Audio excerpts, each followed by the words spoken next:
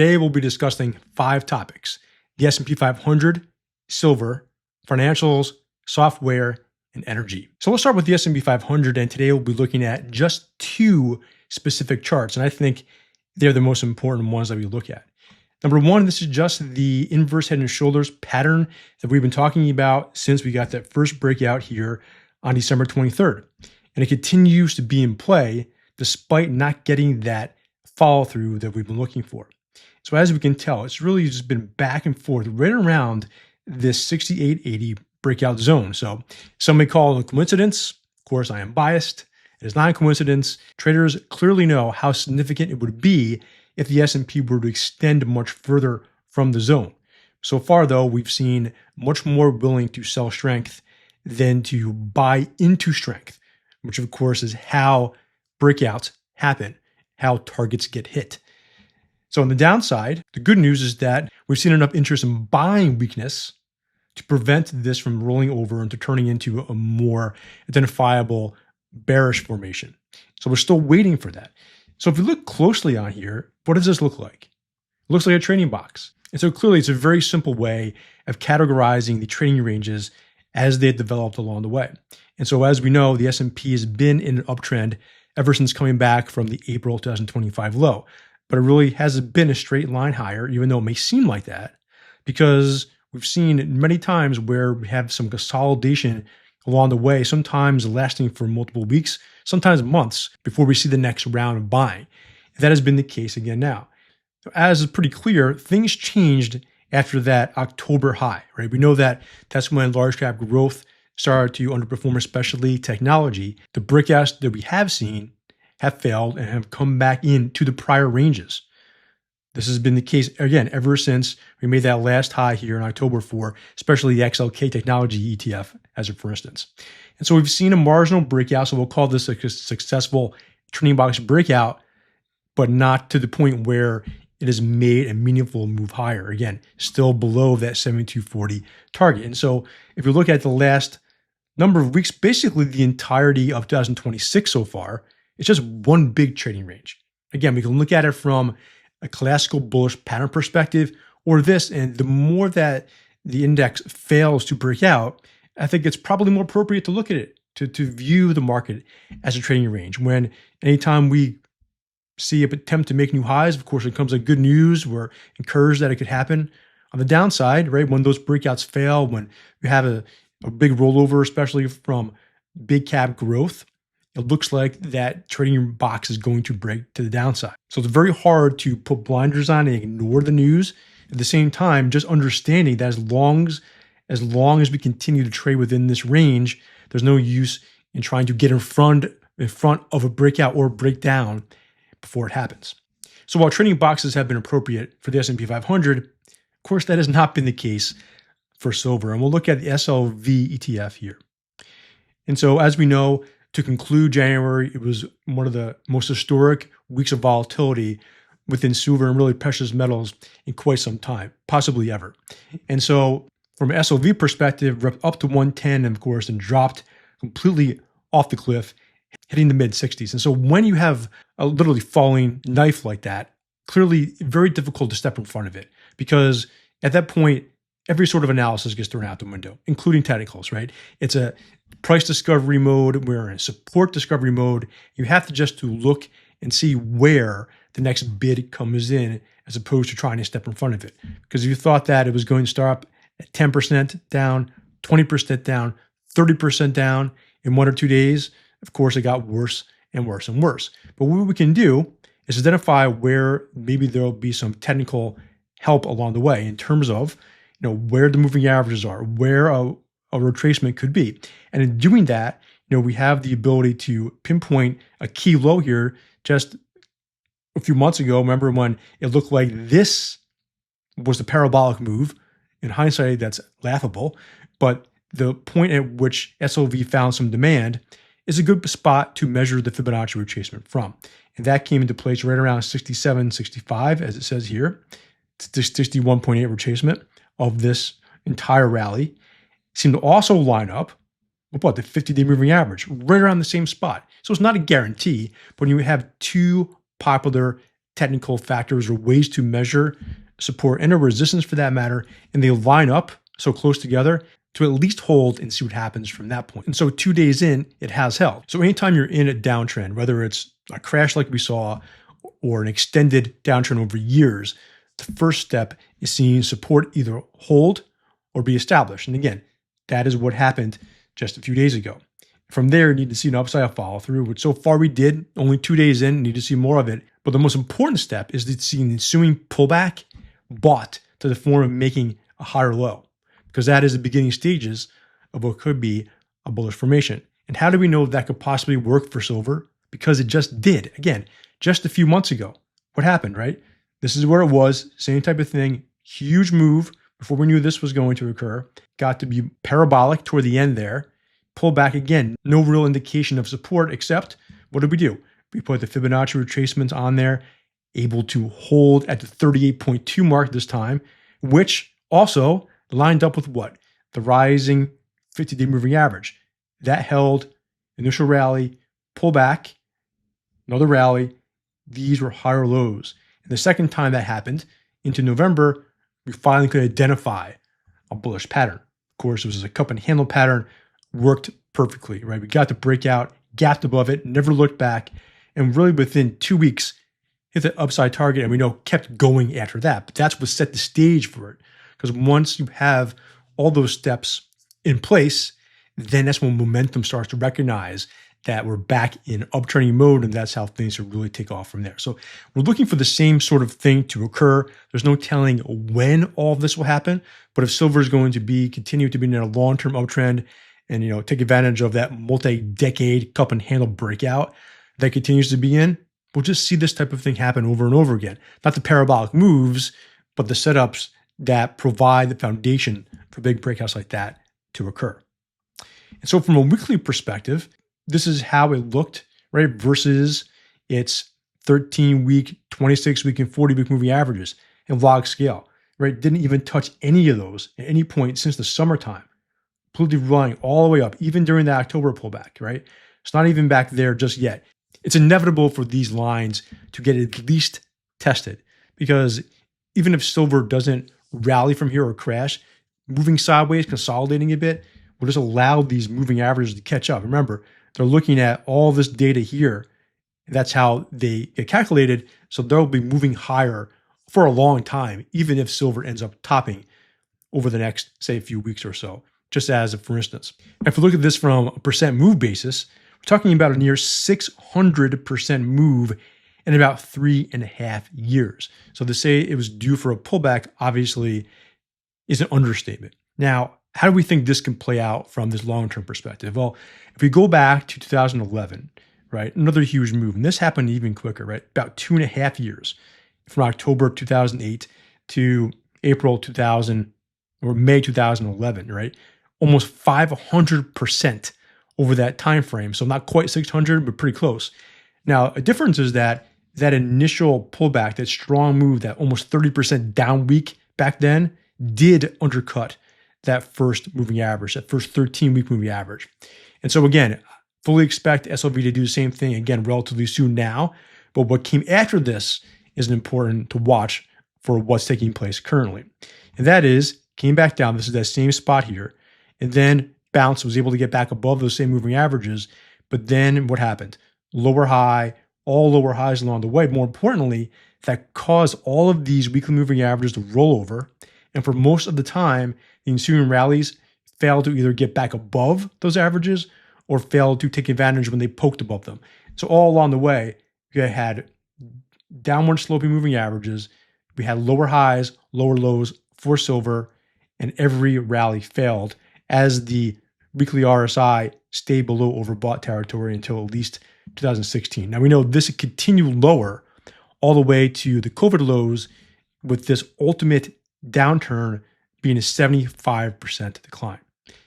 Not a prediction for anything, but we can see how this can work, right? You have a parabolic up move, the ensuing rallies fail, momentum starts to weaken, seeing the weekly moving averages roll over, and then momentum then falls apart and of course then goes to negative. Okay, that's the phase that could happen eventually to any one of these areas, right? Talking about silver now, after a parabolic move, but we've already seen some of that unwind happen in some technology areas, which we'll look at a little bit later.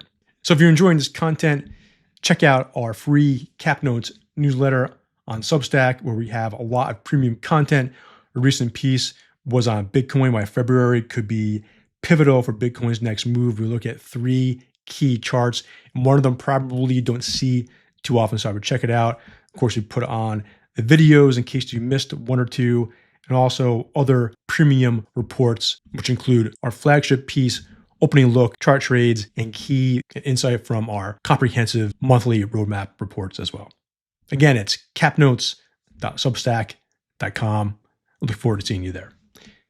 So let's turn to regional banks. KRE has been doing very well. And so just this week, this is a weekly chart, we've seen that it was able to extend further from the breakout that it was trying to negotiate toward the end of the year and the beginning of this year. And as we can tell, this actually has 2 bullish patterns on one chart, smaller cup and handle pattern in green and the bigger one in blue. And we have the upside target of the larger version all the way up at 85. So obviously a good deal higher than where the ETF is presently trading. So I want to zoom out, but let's take a look at this bigger pattern, right? Which has taken shape since late 2024. If we go to the monthly chart here in a log scale going all the way back to pre-great financial crisis levels, that whole thing, the huge bullish pattern right here is this, is the right shoulder of a potential inverse head and shoulders pattern that goes all the way back to 2022. Again, in log scale. So KRE is just poking above this key resistance zone. Remember, this was the regional bank crisis in 2023. So getting closer to overcoming that, where it started from. And the next hurdle would then be where it was trading in late 2021. So obviously very encouraging. But what has not been encouraging is what's been happening in the XLF financials ETF, of course, which comprises or which holds the biggest financial institutions, especially the biggest banks. And up until recently, though, it looked great, right? Making new highs, it was leading toward the end of the year, right? This was in December, early January, poking above another high-level consolidation pattern, but not recently. Over the last few weeks, it's been one of the areas that have started to sell off. And with financials being the second biggest sector within the S&P 500, losing this area, but obviously be a concern considering that it is the foundation of the S&P 500 that has been holding it up, as many of its biggest technology names have struggled. From a daily perspective, we can see how this is playing out as well. Small bearish pattern here, so far staying below this neckline. Not quite broken down just yet, which is important because there was an even bigger bearish pattern in play from June through November, which attempted to break down a number of times, but it didn't, held, and this ended up being a very substantial bear trap. That, of course, is the hope from a bullish perspective once more here. So relative to the XLF, KRE, needless to say, is doing quite well. We go back to the low from April of 2025. You can see that the KRE and XLF have been moving together, with KRE overheating at times, so always falling back to what the XLF has been doing. And that really changed last fall, right, in November, where XLF rallied, but KRE did more. And then most recently in 2026, as XLF, right, the biggest names, started to sell off, especially after earnings, with KRE extending higher. And so right now, compared to where we were nearly 10 months ago, KRE is up 42% versus XLF 22%. And nearly double. We can argue that this is more a small cap versus large cap discussion. And I would say that is true because if you look at any of the small cap indices and compare them to large cap ETFs or indices that we follow, there's going to be a pretty big price or percent difference in performance, no matter how you look back over the last number of months. But I thought it was very interesting to show it from a financials perspective as well. Now, the question is, how much further can this go without pulling back, as we saw those 3 prior times? So on a relative chart basis, right, daily, you can see that's gotten overbought once more. And looking at what's happened over the last 2 years, anytime it got overbought, it was very close to a relative top, meaning KRE started to lose its advantage. XLF retook the performance leadership role. Now, of course, that was repeated again 2 other times in 2024 Now we have the most recent iteration of that here in 2026. So again, is it different this time? Can this line extend much further even though we're overbought? Well, here it is, right? This same zone right here highlighted in yellow.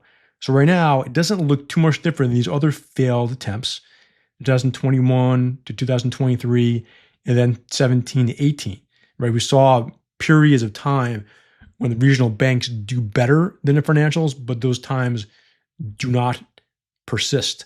We have to go all the way back to before 2017 to find a time where there was consistent bid on a relative basis of KRE versus XLF. And so going forward, what do we need to see? Well, the next time we see some relative weakness come back, like we look at it from an absolute basis, we want to see a higher low here. We see a higher low on a relative chart, this could possibly turn into a come and handle pattern. And again, we don't like rely on these for targets, but we always look at the patterns that get formed, and many times relative cup and handle patterns, relative inverse head and shoulders patterns do play out as those outperforming instruments of that ratio continue to do well. So moving on to IGV Software, no surprises, this area has been getting killed, right? And so this is the bearish top. We've been profiling ever since it was starting to form around here, saying that it looks similar to what occurred from November 2024 through when it rolled over here in February 2025. Now, at first, the initial formation didn't hold, but the ensuing rally, even though it was strong to begin December, ended up forming a lower high. And that lower high, of course, set the stage for this to be a substantial topping formation, classic head and shoulders pattern, especially with the downward sloping neckline. That means once you get below this zone, there's no support underneath here. And that really let the floodgates out as things rolled over. So as we can tell here, from the top to the low from Tuesday here, down about 30%. We're talking about just from late September, early October. So 3 or 4 months worth, substantial unwind. And what's interesting about that, it's very similar to the top from December 2024 to April 2025, when it fell 30%. But again, this was because of the tariff tantrum, right, which hit everything. So the most interesting part about this decline, as we know, is that it's happening in isolation, right? We know SMH semis are hanging near its highs, S&P 500 is as well, but this area software continues to fall apart. So the question is, can this finally find a bid? And if not, how much longer can software continue to fall when others aren't? Now, at some point, the wishbone of relative performance is going to break, and one will have to catch up to the other, most likely. So versus the SMH, we talked about it 2 weeks ago when that weekly RSI hit 15, which was the lowest in history. The most oversold in history IGV to SMH was. But guess what? You may have heard the term before. Oversold can get more oversold, which has happened. Now we're talking about an RSI below 13, right? From two of the biggest technology groups ever moving complete opposite direction, talking about an all-out crash here. So the question is, what is causing this? Well, we can look at this 2 different ways.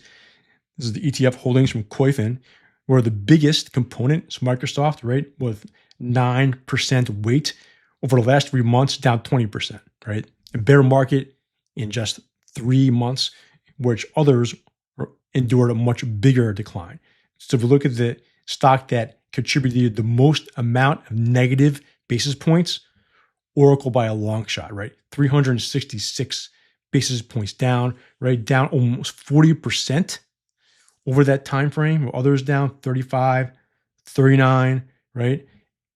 And so we can see how this has happened. So while this type of decline hasn't hit other sectors, it has hit many of the holdings within IGV. So let's look at Microsoft more closely, because that has underperformed to the point where on a weekly basis, Microsoft versus XLK, right? So one of the biggest software stocks that got hit the hardest versus XLK is produced a weekly RSI reading under 22, which you can tell here only happened one other time in the stock's history, which was May 2003, right? Remember, this was after the low, after the S&P's low from unwinding from the internet bubble bursting. And so even though that Microsoft found a low and continued higher versus the XLK, even though it was extremely oversold and rallied a bit, it continued to underperform all the way through the beginning of 2013. So another almost 10 years worth of underperformance after this extreme oversold reading. Are we saying that's going to happen now? No, there's no way to predict what's happening in the next 10 years. But let's keep in mind, even though we can sometimes play a bounce, right, with something that gets so oversold, both on the absolute and relative basis, it tells us nothing about the performance going forward. So we have to analyze each one of these situations independently as they go forward. So last thing about IGV is that potentially this could be a very good buying opportunity long-term if these two key support zones are respected, right? Talking about where it broke out from in 24, where it topped right in 23, where it topped in 21, right? Former resistance becomes support, it's right there. And we connect the low from the great financial crisis low, 2009, to the low from 2022, it ends up right where IGV is trading now, right? And so if you're looking for some long-term support, confluence of two technical support lines, there it is. It's up to IGV now to take advantage of it. Let's end on a good note. Energy. XLE has been doing great if you haven't heard. It was up 14% last month, right? So one of the biggest monthly advances we've seen in years. And by doing so, this is a log scale monthly chart, is getting close to taking advantage of this simply huge potential cup and handle pattern. And the important thing to realize here is too, there's been two other periods going back 20 years when XLE did very well. You can tell from great financial crisis low all the way to 2014, and then from COVID low all the way to say the beginning of 2023. What do we see here? Some very strong weekly or monthly moves along the way, clusters of them. More particular from 2020 to 2023, where we saw multiple monthly advances of at least 10%, 20%, 30%. When those happen over and over again, where does that help? Helps form an uptrend. That's exactly what happened. And that is what's been missing ever since. Right? Again, no big monthly advances until January. And this may make it seem extended. It could be just the beginning of what we saw transpire from COVID through the last few years. And lastly, we've shown this chart before with XLE outperforming the S&P 500, right? 2 other times here, and how it looked versus the S&P. And we know that at the very tail end of both of these periods, the S&P rolled over into a bear market, right? The great financial crisis here in 2022. But the most important point is that for the majority of the outperformance of XLE versus the S&P 500, the S&P itself was able to rally for years, right? 2024 through the end of 2027. And then again from late 2020 to the end of 2021. Just because XLE is outperforming and technology is falling apart right now doesn't mean those things have to happen for XLE to outperform. XLE can outperform, as we've seen here, again, 2 prior periods, and the S&P can rise as well. So that's what we have for today. Check out our last few videos here, and I'll talk to you next time.